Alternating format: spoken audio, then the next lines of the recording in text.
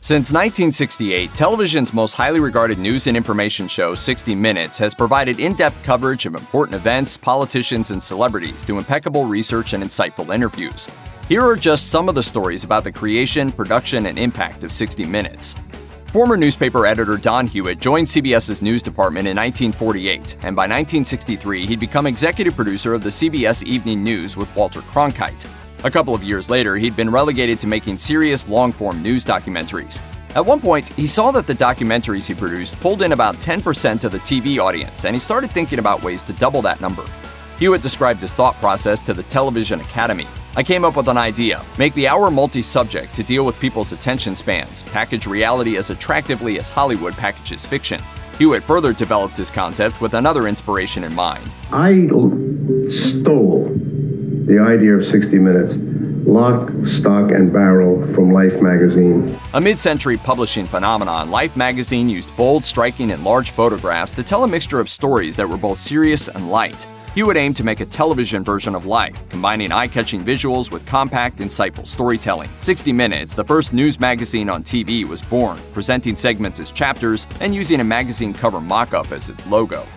60 Minutes has been an integral part of millions of Americans' Sundays for decades, right up there with football and family dinners. The program debuted at 10 p.m. on September 24, 1968, which was a Tuesday. At the beginning of the episode, correspondent Harry Reisner gave a very simple explanation of the show's groundbreaking format. Good evening. This is 60 Minutes. It's a kind of a magazine for television. That first episode presented footage of 1968's presidential conventions, a piece on police brutality, and a short film from Saul Bass titled Why Man Creates. CBS was so unsure if this new format, an hour used to tell multiple news stories, would work that 60 Minutes didn't even get to air every week.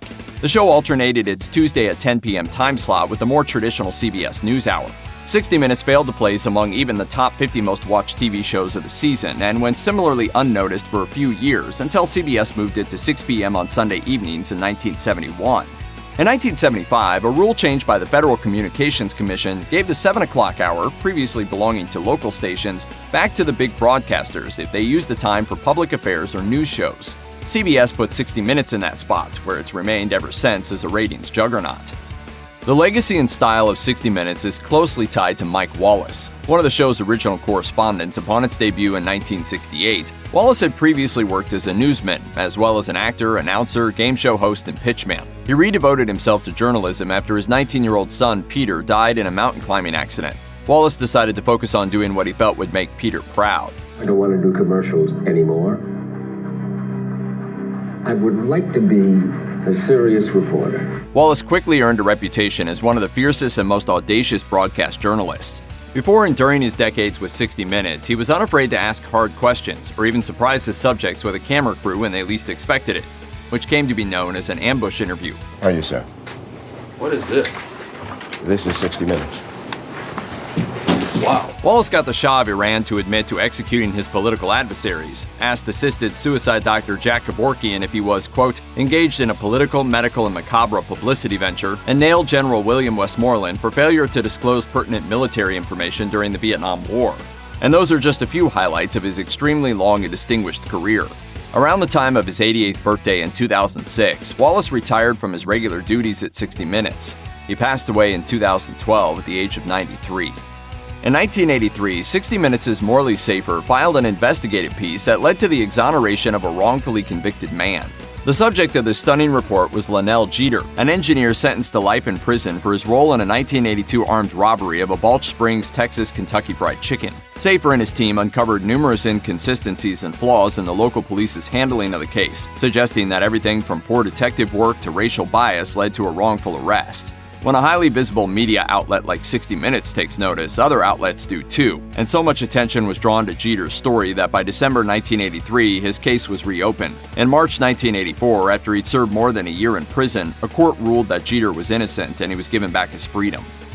In a 2010 segment, 60 Minutes produced a feature on the modern-day equivalent of snake oil salesmen, self-proclaimed experts selling phony scam cures derived from stem cells for a number of serious ailments, from cancer to autism to multiple sclerosis. One of the episode's scam artists, Lawrence Stowe, ran Stowe Biotherapy in La Mesa, California.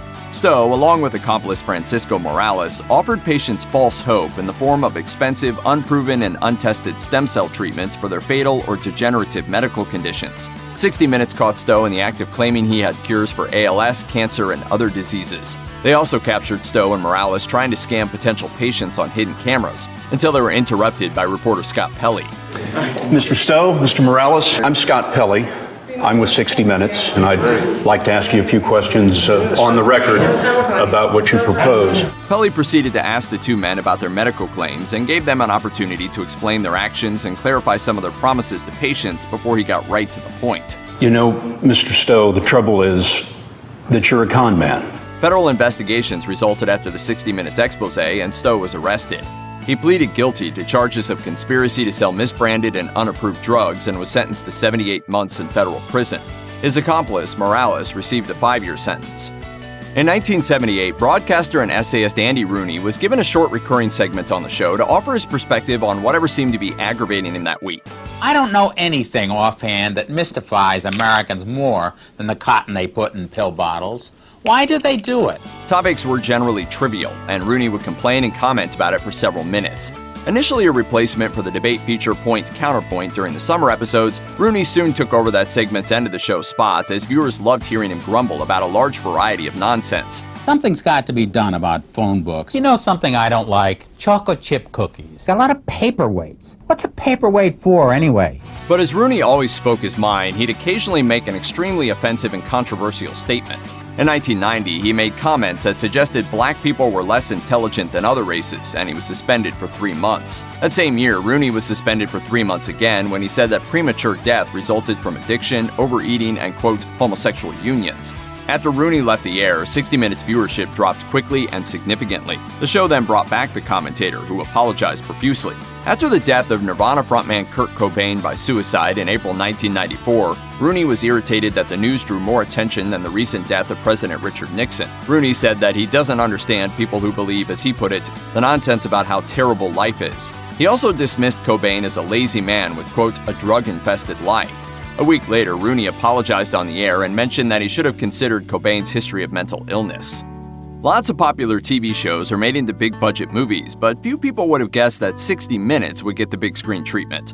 The Insider, a 1999 Academy Award nominee for Best Picture, is the dramatic retelling of one of the news magazine's messiest and most scandalous moments. In 1995, Jeffrey Wigand, a former researcher with tobacco company Brown & Williamson, who was fired from his job helping to develop a safer cigarette, sat for an interview with 60 Minutes. Contrary to what 7 tobacco company executives claimed in congressional hearings, that the nicotine in cigarettes is non-addictive, Wigand said that his employer knew for years that tobacco smoking was extremely detrimental to human health, and they'd stifled and downplayed that information.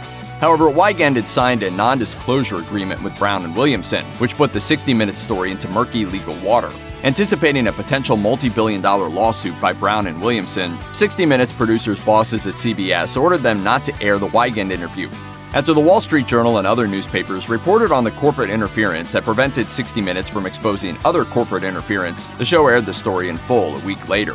And while a lawsuit is still a possibility, not putting Jeffrey Wigand's story on 60 Minutes no longer is. Sometimes 60 Minutes doesn't just report the news. Sometimes it makes news itself when it lands huge interviews with prominent public figures in the midst of controversy. On January 26, 1992, millions remained tuned in after CBS's coverage of the Super Bowl for a quickly produced Steve Kroft interview with Arkansas Governor Bill Clinton and his wife Hillary Rodham Clinton on a special 10-minute edition of 60 Minutes. A former television reporter and lounge singer named Jennifer Flowers told a tabloid that she'd carried on a 12-year affair with a presidential primary candidate, and so Bill and Hillary refuted the allegations on TV. The 60 Minutes interview rocketed both Clintons into the public's consciousness and rescued their aspirations. Unfortunately, because of faulty lighting, that same interview almost put a big dent in their future.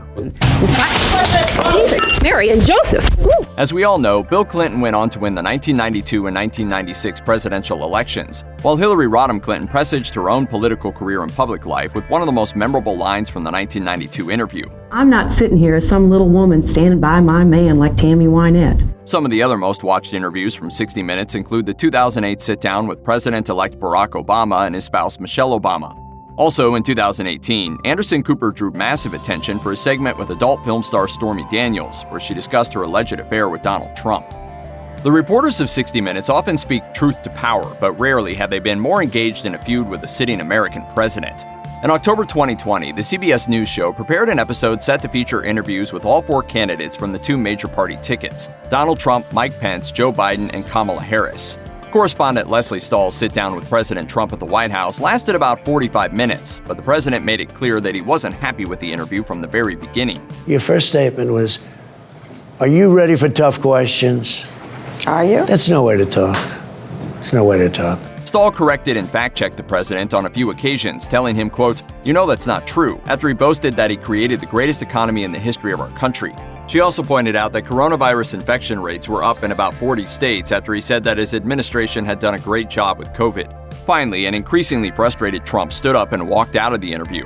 I think we have enough of an interview here, Hope. Okay, that's enough. Let's go. Let's go. Shortly after, as a way to scoop 60 Minutes, the Trump administration released unedited video footage of the interview, recorded by a different crew at the White House for official archival purposes. CBS went ahead and aired the 60 Minutes interview a few days later. A lot of factors are at play here, but the math doesn't lie. Technically, 60 Minutes is probably the most successful American television show of all time. It's been on TV since 1968 and since 1975 in virtually the same time slot. It's one of the longest-running programs in primetime television history with 52 seasons thus far. Since its entrenchment on Sunday evenings, 60 Minutes never fell lower than the top 10 in Nielsen rankings for 23 consecutive seasons. Also, 60 Minutes was the overall #1 show on TV 5 times, a feat matched or surpassed by only All in the Family, The Cosby Show, and American Idol. Another quantifiable measure of success in television is awards. As of 2020, 60 Minutes is the recipient of more than 130 Emmy Awards for television excellence. No show has ever won more. The show offers such compelling storytelling that in 1979, 60 Minutes earned a nomination for Best Television Series Drama at the Golden Globe Awards. Amazingly, it won. Check out one of our newest videos right here. Plus, even more grunge videos about iconic TV shows are coming soon. Subscribe to our YouTube channel and hit the bell so you don't miss a single one.